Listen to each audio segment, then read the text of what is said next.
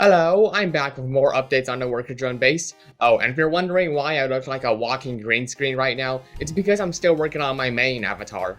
So, I've been working on this thing for quite a while now, and I think I've done a pretty good job fixing some of the issues. In this video, I'll just be going over all of the new changes and updates. There's one big glaring issue that I and maybe some of you guys have noticed. The shape of the head is all wrong, and it looks really wide. When you look at the head from the side, it looks totally fine, but at the front, it gets wider the more I look at it. Like, damn, it might as well be a wall with that width. Who needs doors when you have wall drone with its incredible width? He can block out any disassembly drone who dares come near his impeccable facial structure. I spent some time looking at the characters' faces in the show, and I noticed that the front of the face is rounder. Mine, on the other hand, wall drone with his impeccable facial structure. He can deter any disassembly drone with his good looks. Yeah, my guy looks like he got hit in the face with a shovel.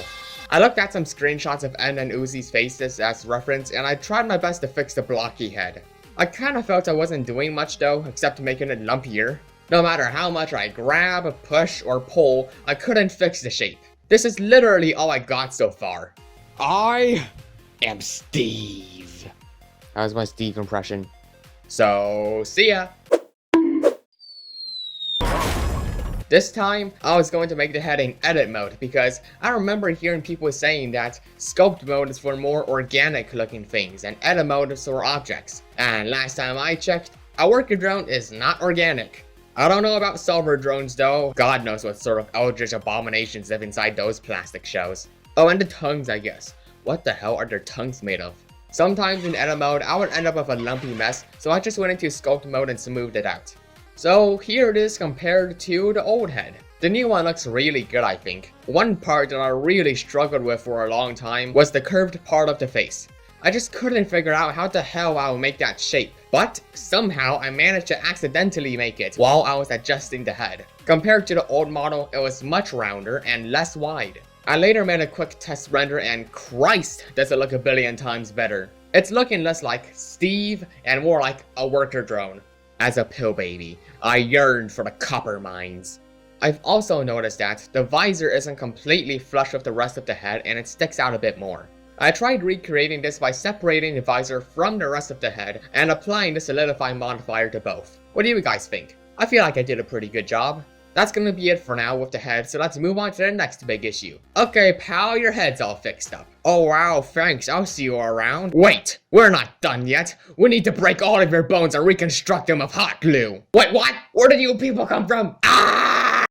Hola, soy Dora. Can you tell me where the bad rig is? Over there? Over here? Oh, here it is. Wow, does it look like shit? So, yeah, that doesn't look too great. I've got quite a lot of work to do on this thing. I actually got the idea on how to fix this while I was in bed, so make sure you guys take breaks. Solutions can come to you at the most random times. I fixed a very broken ankle, so I parented the IK controls to the shins. I then did the same to IK wrist controls so that they're parented to the lower arm. All this fixing was useless though, cause later I added IK-FK switching. I fixed the weight painting issue on the ankles and made a pretty big improvement to the arms. The way the arms and legs bend aren't very show accurate, and I fixed it by using bendy bones. The entire making process of this was pretty much just me screwing around with all the settings to see what does what. And I eventually ended up with a nice round bend. The bend was a little too big at first, but I soon figured out that you can change the ease in and out, which made it a lot better.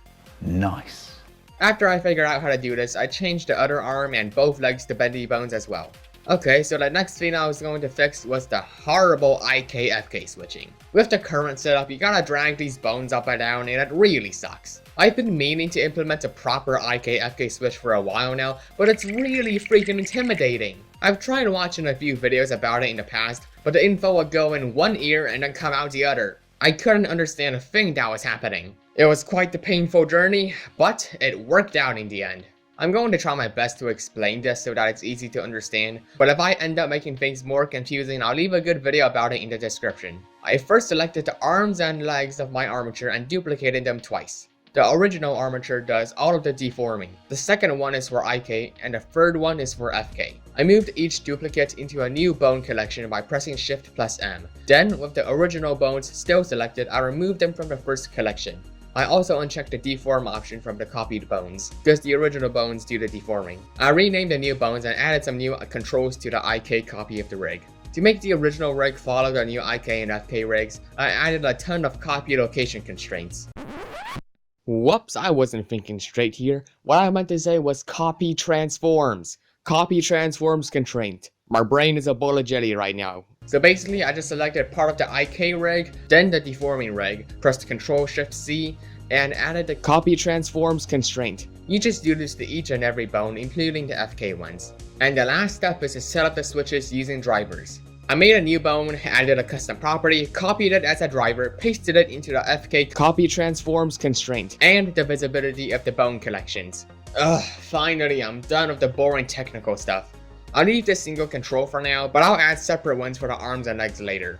Oh boy, okay, I've been working on this thing for way too long. I'm moving back over to the head now. I found the bone widget blender add-on, and with it, I can easily create custom bone shapes. And it also comes with built-in shapes. Something really cool you can do with this is select the custom shape and edit it while still being in pose mode. The add-on will automatically switch you to edit mode and then back into pose mode, which is amazing. Saves so much time. I tried doing the whole custom bone shape thing manually at first and it was definitely slower. I used this add-on to make some custom shapes for the new mouth controls. Oh yeah, new mouth controls. The old ones were okay-ish, but I felt it could be better. The controls were also separate from the main armature, so you would constantly have to switch between object to pose mode, and you don't want animators to do that. I made a couple more bones for the mouth and I made some custom shapes. This time I won't be using the lattice for the mouth because I realized that I could just use the hook modifier on the mesh and it would work the same. When I tried it, it actually worked better than before. Now I feel like I have a bit more control of the mouth. So that looked like it only took a couple of minutes in the video, but this freaking mouth took me like 2 days to make.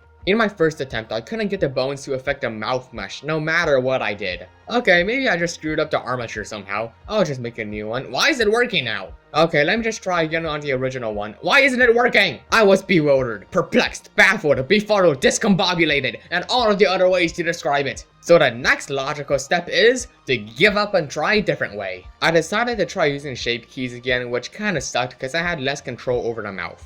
I was almost going to completely switch it out for shape keys, but then I decided to do one last attempt with the hook modifier. Hey, shut up, Pastor Roy. Look at this. It's kind of like a mouth, right? Okay, bye. But of course, it didn't work. What could I possibly be doing wrong? I select the armature, I select the mesh, I press Ctrl+H, I click selected object, I wait. What's under that? Selected bone object? Oh my god! Yep. This whole time I was clicking the wrong button. This just goes to show how unobservant I am. Okay, with that mess fixed, thank god. The rest should be easy. I jinxed it! Whoop, here we go again. In my first video about this model, I forgot to mention that I experienced a ton of weird flickering with the mouth. I remember a person on Reddit talking about it, and my mind interpreted it as vertices and edges are antisocial little maniacs who will throw a fit when they get too close to each other and cause the boolean to just die. I tried everything, applying the scale, changing the poly count, taking it to a therapist, everything. And how does that make you feel?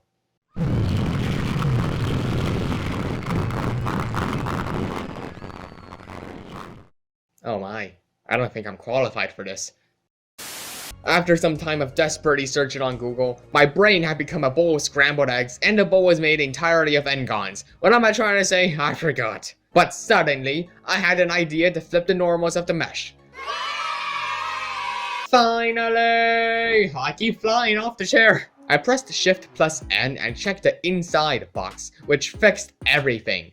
I honestly have no idea why this worked, but I'm glad it did, because it looks so good. I then proceeded to spend a few hours weight painting the feet because I wasn't very happy with the way it would bend. The whole process was mostly just me trying to figure out what I screwed up and constantly retrying. Eventually, I finally got a result that I was happy with. I don't think anyone will be staring at the feet unless they're a weirdo, so it's good enough.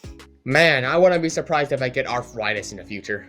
Okay, that's gonna be the end of this video. Thank you guys so much for watching and stick around for whatever else I'm gonna be making next. Subscribe and leave a like if you want to see more, and if you guys enjoy what I do, consider supporting me on Ko-fi. Ko-fi subscribers will gain early access to new videos, post about what I'm currently working on, and the people in the premium tier will get their names shouted out at the end of each video and in the description. I hope you guys enjoy the rest of your day, and see ya! I'm in so much pain! VTubing is so strange, man. Oh my god! Oh, it's flying there. Oh my god. Oh shoot, my phone's asleep. Is it still recording the audio? Yep, okay. Okay, all good. I spent some time looking at the